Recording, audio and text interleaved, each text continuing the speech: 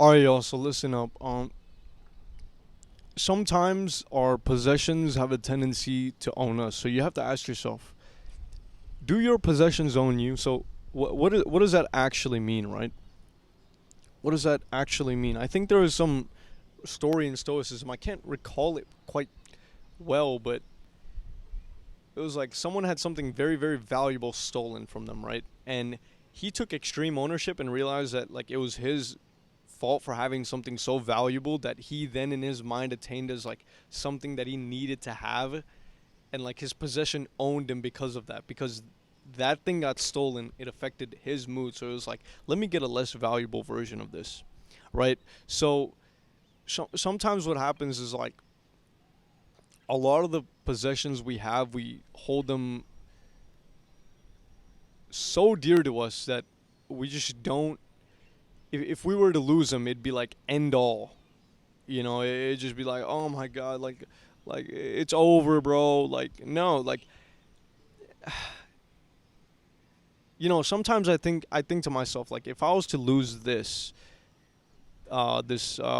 pendant and this Hawaiian tee, like would I get upset? Because like it is a part of what I use to make like my YouTube videos and things like that, right? And I really asked myself that question, and I was like, well, if I was being honest, then I would say yeah.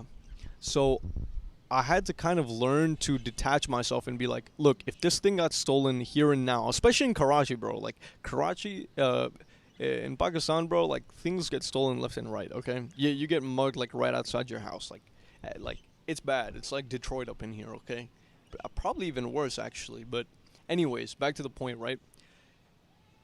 This place kind of helped me cultivate that mindset too, like further, because if I knew that I walked out right now and this thing mattered to me so much more than my life, if a gun was pointed at me and I hesitated, it'd be like I'd be dead. I'd lose my life right then and there because of something I valued so much more than my own life.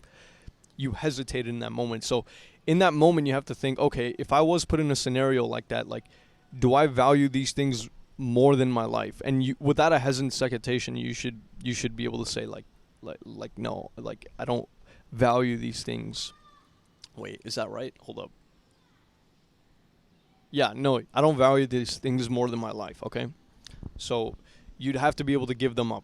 So you don't want to have these attachments to your possessions, and sometimes it's very hard to do, because sometimes as we grow up with things in our childhood and we want to like keep them as memories. So I don't completely and utterly know. Again, I don't know everything, right? Like I mentioned before. So I don't know where you would make that distinction of like trying to hold something that was dear to you in the past. Should you not? Maybe you should for the sake of the memory, but maybe you shouldn't because it that possession is what makes you so, I guess, very very like vulnerable, very weak. Like bro, if most of us lost our phones, we'd be screwed, right? If you didn't have your phone, you'd if you would cry and if you lost your phone and you would cry, right? You need to reevaluate what you find important. Okay, because I've thought about that too, and not gonna lie, I was like, damn, this thing is really really important. Um, Especially if I was to like erase all the passwords and stuff. I just mean like the phone itself. If you were to lose the phone itself, right? Because a lot of these possessions have taken up our lives. So we have to be careful. I'm not saying not use them because of that. I'm not saying go monk mode and live in a monastery or something like that. But I'm just saying make sure some of the very prized possessions that you have, right? You have the right to have them if you put yourself in a position to be able to like attain those things and they've made your life a little bit like better so you can spend your time on something more valuable, right? There's another, I don't think there's anything wrong with that. Just make sure it doesn't like own you, right? Because we own our possessions, but sometimes we attribute so much value to them, like end all be all, like that it means the world to us and we can't live without it. We just can't live without it. Okay? So that could go for food too. For example, I like drenching sriracha over everything. But I told myself, hey, look, I'm not going to have this in Pakistan, so like, get over it. Okay? You're going to have toast and eggs. Get over it, right? So you just have to be very, very careful about these things. And the thing is, when it comes to possessions, the very, very thing that you like the most is the thing you have to question the most as well, right? And I don't necessarily know what that thing is for me just yet because I haven't really. It might be my phone, I think. It could be because I haven't really. I've started to detach myself away from these things, even though I do use them. Like I said, I'm not gonna cope and say like, oh, I've detached myself. No, I still use them for the benefits that they give. Of course, I'm gonna record and put my videos online and stuff. But if I was to lose them, I wouldn't. I wouldn't trouble over them because that is again. There's that philosophy in Stoicism, like external things allowing external things to control your mood, and that would be it.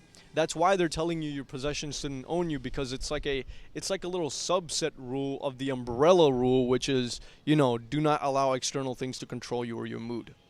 Because if they affect your mood and control you, then like anyone could break you like that just by taking something away from you. Right? Now this topic, I'm gonna be honest, I'm gonna leave y'all with this question, and I'm curious about this. This topic could get really, really complicated if you talk about like living people though. I don't know if it applies to people. I don't know if it applies to people that you hold dear to you, because in some movies, right, you could see, for example, John Wick, right?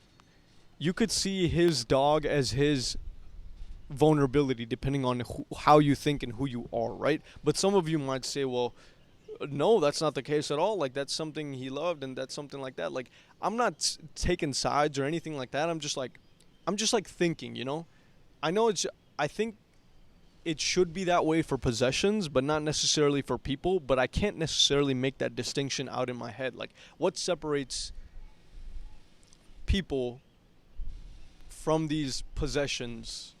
And I know that answer seems very, very obvious. Like, oh, these are living, breathing people that like you.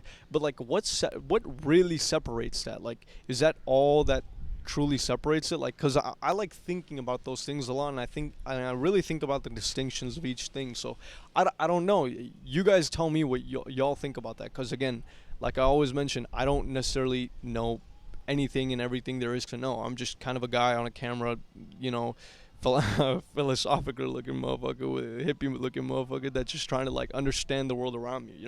So some things, there's a frameworks that I understand, some frameworks you can maybe help me understand, but overall I think possessions are something that you should be okay to lose. Again, I'm not saying not to utilize them or anything like that. I'm saying be okay with the fact that I could lose this mic at any moment. I could lose my phone at any moment.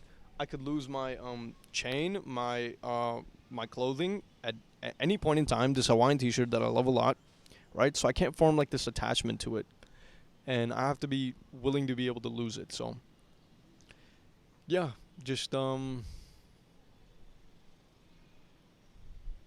on that. And because I'm willing to lose them, right? It means that they can't control my mood. Like, I've already ran it through my mind. If I was to lose it, okay, it's like, oh, okay, sick. Like, oh, sucks for a little bit, but like it's not gonna control my mood to the extent that it stops me from doing what it is that's important. Okay, so because some of you, if something was stolen from you, like a possession, some valuable item or something, it would break you. You would lose it, and maybe it would me too. Who knows? I just don't know what that is yet. Right, and that's why I brought in the subject of people, because if someone dear is taken from you, then it's like, should that affect you? Should that not? It's like, and should that even be like a part of the process? I don't know.